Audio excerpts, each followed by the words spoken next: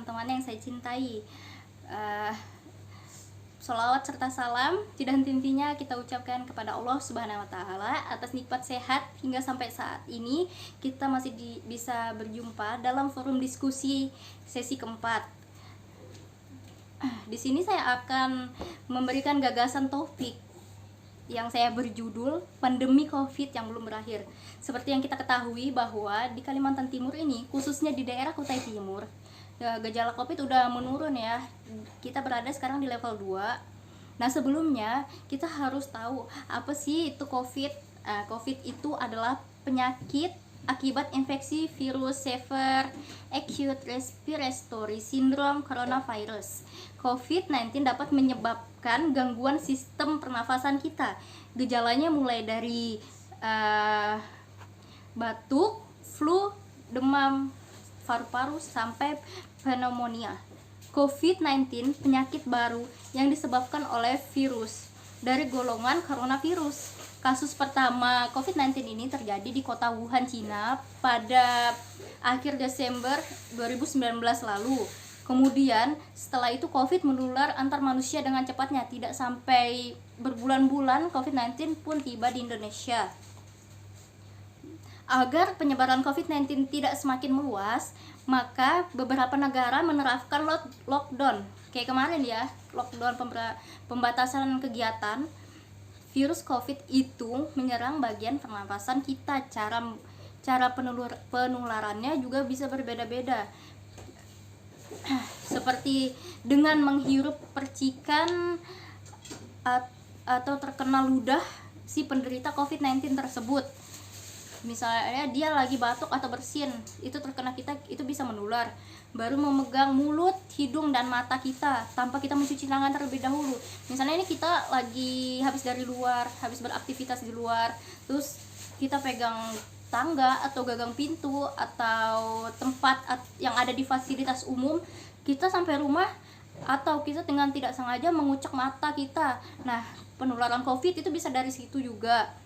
Terus itu kontak jarak dekat dengan penderita COVID itu dia dekat sekali tanpa menggunakan masker. Sedangkan jarak kita dengan penderita COVID itu harus 1-2 meter ya.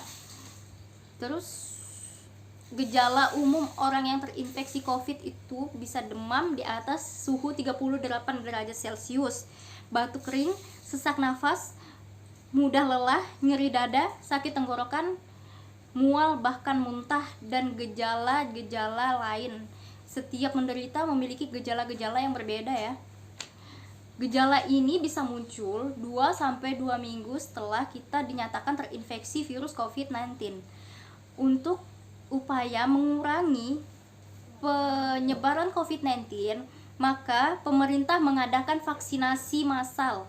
Mungkin ada juga di beberapa negara yang menerapkan vaksinasi massal ini. Saya Huda ya, kemarin sudah 2 kali vaksin. Yang vaksin itu terbagi dari beberapa banyak jenis.